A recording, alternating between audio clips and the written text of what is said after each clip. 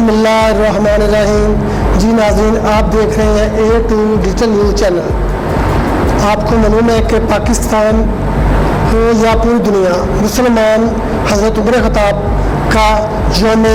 شہادت بڑے جوش و جذبے سے اور عقیدت سے اور محبت سے مناتے ہیں، کیونکہ محرم مسلمانوں کے لیے دینی پہلا مہینہ ہے۔ علامہ مولانا قاری محمد حنیف عثمانی صاحب صدر علماء کونسل ضلع ساہیوال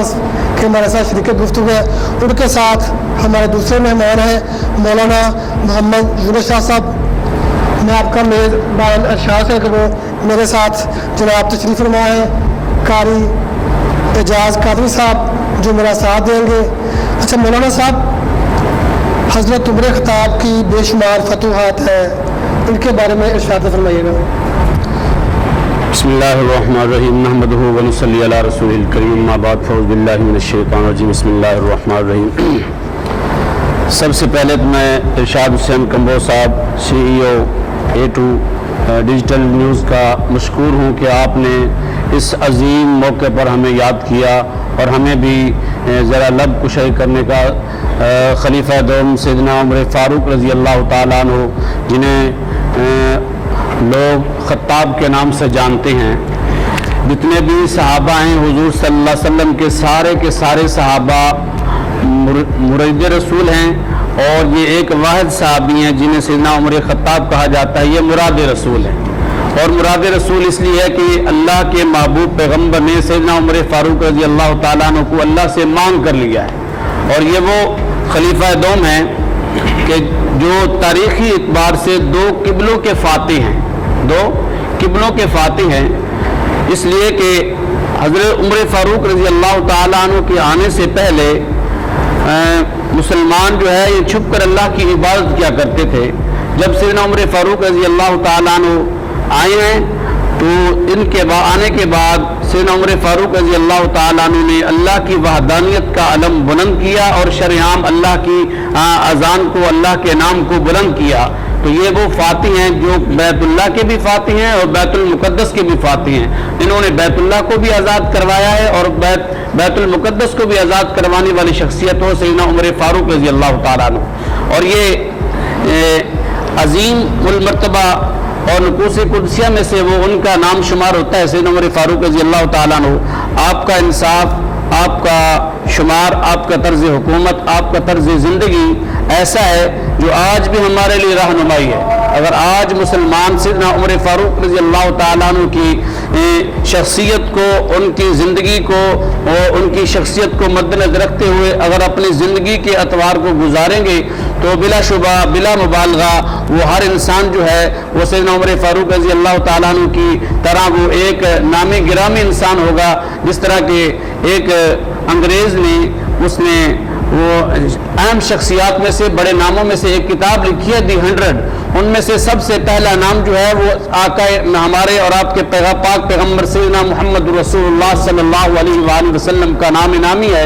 اور آپ کے بعد تیسرے نمبر پر جو عام شخصیات میں سے بڑے بڑے ناموں میں سے جن کا نام ہے وہ سیدنا عمر فاروق رضی اللہ تعالیٰ عنہ کی ذات ہے۔ آپ کا سب سے ایک واقعے کے ساتھ میں آپ کی شخصیت کو نکھارتا ہوں۔ آپ نے جو سب سے پہلے حکم جاری کیا تھا جب آپ نے حکومت پر برجبان ہوئے ہیں، آپ نے جو حکومت کی ہے 22 لاکھ مربع میل پر آپ نے حکومت قائم کی ہے، اسلامی شرعی حکومت کا وہ جو ہے ڈنکا بجایا ہے۔ آپ نے جو اعلان یہ کیا تھا کہ میری حکومت کے اندر کوئی گورنر اپنے دور میں اپنے دربار پر، اپنے دروازے پر کوئی چوکیدار مقرر نہیں کرے گا۔ تو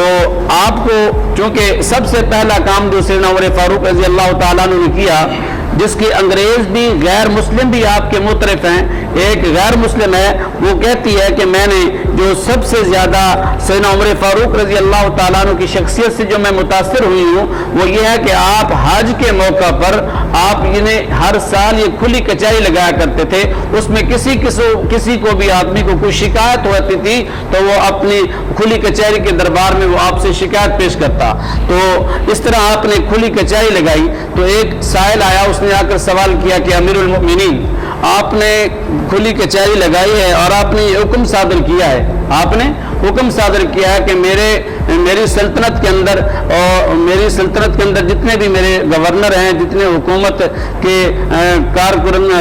کرندے ہیں، کوئی آدمی اپنے دروازے پر دربان پر کوئی چوکیدار مقرر نہیں کرے گا۔ تو فرمایا کہ آپ نے مصر کا جو گورنر بنایا ہے ایاز بن غنم، فرمایا کہ اس نے اپنے دربار پر چوکیدار مقرر کی، آپ نے دربار پر چوکیدار مقرر کی ہیں۔ تو سیدنا عمر فاروق رضی اللہ تعالیٰ عنہ نے اپنا نمائندہ بھیجا، دیکھا تو واقعی ان کے دروازے پر کیا تھا؟ چوکیدار مقرر تھے۔ آپ نے کہا کہ اس آدمی، اگر وہ آدمی ایسا پایا جائے اس کے دروازے پر چوکیدار مقرر ہو، تو آپ نے اس کے کان سے پکڑ کر اس کو میرے دربار میں حاضر کرنا ہے۔ تو اسی طرح ہوا، جس نمائندے کو سیدنا عمر فاروق رضی اللہ تعالیٰ عنہ نے بھیجا تھا وہ آئے ہیں، اس کو لے کر آئے ہیں، کہا کہ اے ایاز بن غنم، آپ کو پتہ ہے کہ آپ غنم کے بیٹے ہیں، اور غنم کا معنی ہے بکریاں چرانے والا، آپ کا باپ تو بکریاں چرانے والا تھا۔ آپ کو جو عزت، شہرت، جو عظمت، جو بڑائی ملی ہے وہ دین اسلام کی وجہ سے ملی ہے، دین اسلام کی وجہ سے ملی ہے، نہ کہ بکریاں چرانے کی وجہ سے۔ آپ کون ہوتے ہیں؟ جب میں نے بحیثیت حکمران میں نے یہ حکم نامہ جاری کیا ہے کہ کوئی آدمی اپنے دربار پر کوئی چوکیدار مقرر نہیں کرے گا، تو تم کون ہوتے ہو چوکیدار مقرر کرنے والے؟ تو سیدنا فاروق اعظم رضی اللہ تعالیٰ عنہ نے ان کو یہ کہا کہ میرے حکم کی تم نے عدولی کی ہے، گویا کہ میرے حکم کی عدولی نہیں کی، آپ نے اسلام کے حکم کی عدولی کی ہے، لہذا تمہاری سزا یہ ہے کہ تم 6 ماہ بکریاں چراؤ گے پہاڑوں پر۔ حضرت صاحب، آپ جیسے کہ سیدنا عمر فاروق رضی اللہ تعالیٰ عنہ آپ کی شان مبارک میں ماشاءاللہ بہت خوبصورت الفاظ سے آپ بیان فرما رہے ہیں، میں چاہوں گا کہ کیا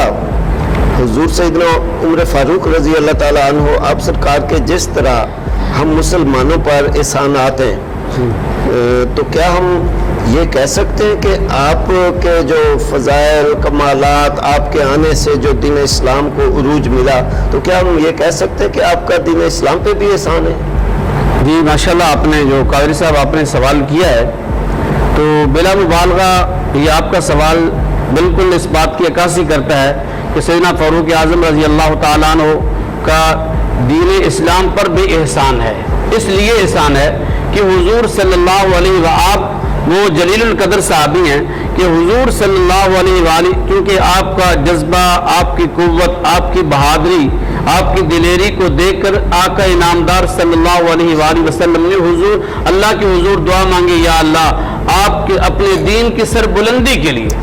دین کی یہ الفاظ ہیں میرے پیغمبر کے، یا اللہ دین کی سربلندی کے لیے یا عمر ابن خطاب دے دے یا عمر ابن ہشام دے دے۔ اور خصوصیت کے ساتھ آقا انعامدار صلی اللہ علیہ وآلہ وسلم نے سیدنا عمر فاروق رضی اللہ تعالیٰ عنہ کو مانگا۔ دیکھو جی، جو حضور کے صحابی ہیں جنہوں نے کلمہ پڑھا لا الہ الا اللہ محمد رسول اللہ، یہ وہ صحابہ کرام ہیں جن کی ہم اور آپ جن کی یاد میں آپ جو ہے یہ یاد منا رہے ہیں۔ یہ ان کی صرف انسانوں نے تعمیل نہیں کی، ان کی جانوروں نے، پرندوں نے، ہواؤں نے بھی آپ کی بات کو مانا ہے۔ آپ تو مطلب دریا کی بات کر رہے ہیں۔ ایک دفعہ راستے میں ایک جنگل کے اندر شیر کھڑا ہے تو سیدنا عمر فاروق رضی اللہ تعالیٰ عنہ گزرنے لگے تو راستہ بند ہے، فرمایا کہ راستے میں شیر ہے، تو سیدنا فاروق اعظم رضی اللہ شیر کے کان سے پکڑ کر کہا کہ اے شیر، ہم محمد کے غلام ہیں، ہم محمد رسول اللہ صلی اللہ علیہ وسلم کے غلام ہیں۔ تو یہ تو وہ صحابی ہیں جن کی ہوائیں بھی بات کو مانتی ہیں، جن کی سمندروں نے بات کو مانا ہے، ہواؤں نے مانا ہے، چرند پرند نے مانا ہے، کائنات کی ہر چیز نے مانا ہے۔ اگر نہیں مانا تو آج کا کوئی بدبخت ہی ہوگا جو عمر فاروق کی شان کو نہ مانے۔ وہ اس لیے اس طرح ہے کہ حضور صلی اللہ علیہ وسلم نے فرمایا کہ جس راستے سے عمر گزر جاتا ہے شیطان اس راستے سے ہٹ جاتا ہے۔ ہمارے ساتھ موجود ہے حضرت مولانا قاری محمد یونس صاحب۔ بسم اللہ الرحمن الرحیم، نحمدہ ونصلی علی رسولہ الکریم، اما بعد، فاعوذ باللہ من الشیطان الرجیم، بسم اللہ الرحمن الرحیم۔ سب سے پہلے میں ارشاد حسین کمبو صاحب سی ای او کا تہ دل سے اور ہمارے بڑے بہترین دوست قاری محمد حنیف عثمانی صاحب اور ایجاد قادری صاحب کا مشکور ہوں کہ جنہوں نے مجھے بھی اس حضرت عمر رضی اللہ تعالیٰ عنہ کی شان کا متعلق کچھ کہنے کے لیے کیا ہے مدعو کیا۔ اللہ رب العزت سے دعا ہے کہ اللہ رب العزت مجھے صحیح اور حق بیان کرنے کی توفیق عطا فرمائے۔ صحابہ کا یہ جوش اور جذبہ تھا کہ جب نبی حضرت عمر فاروق رضی اللہ تعالیٰ عنہ مشربہ اسلام ہوئے، اسلام کے اندر داخل ہوئے، تو اس صحابہ کا یہ جوش و جذبہ تھا کہ وہ یہ کہہ رہے تھے کہ پہلے ہم گھر کے اندر نماز پڑھتے ہیں، چھپ کر نماز پڑھتے ہیں، لیکن یہ ہے کہ جب حضرت عمر رضی اللہ السلام لانے کے بعد کیا ہے ان کا جذبہ بڑا اور ان کا کیا ہے ایمان بھی اور زیادہ بڑا، اور وہ بڑے خوش ہوئے کہ اب ہمیں چھپ کر عبادت کرنے کی ضرورت نہیں ہے، بلکہ حضرت عمر رضی اللہ عنہ خود فرمانے لگے کہ اب چھپ کر عبادت کرنے کی ضرورت نہیں ہے، بلکہ آج ہم کعبہ کے اندر کیا ہے نماز جا کر ادا کریں گے۔ غالباً اس دن باقاعدہ اعلان جی ننگی تلوار لے کر باہر آ گئے تھے جی، اور ننگی تلوار لے کر حضرت عمر فاروق رضی اللہ تعالیٰ عنہ باہر آ گئے، اور یہاں تک فرمایا کہ اگر آج جو بھی میرے راستے کے اندر آئے گا تو اس کی خیر نہیں ہے۔ حضرت عمر رضی اللہ تعالیٰ عنہ نے سب سے جو بڑی کامیابی اپنے دور حکومت کے اندر حاصل کی اس وجہ سے کی کیونکہ انہوں نے انصاف کو قائم کیا تھا، اور انصاف کی بنیاد پر کیا ہے انہوں نے غالباً 22.5 لاکھ مربع یعنی میل پر کیا ہے حکومت کی، صرف انصاف کی بنیاد پر۔ انشاءاللہ آپ بھی یہ پروگرام تو بہت لمبا ہے، بہت لمبا موضوع ہے، اگر پروگرام کا بہت دیتا ہے میں اپنے مہمانوں کا مولانا قاری محمد حمید عثمانی صاحب جو پاکستان کے صدر ہیں ان کا شکریہ ادا کرتا ہوں، اور ساتھ مولانا محمد صاحب کو شکریہ ادا کرتا ہوں، اور میں اپنے ساتھی صافی جناب محترم اعجاز کو سب کو شکریہ ادا کرتا ہوں۔ پروگرام دیکھتے رہیے، ہمارا دین آپ کے لیے انشاءاللہ نئے موضوع کے ساتھ نئے طریقوں کے ساتھ ہم آتے رہیں گے۔ السلام علیکم، خدا حافظ۔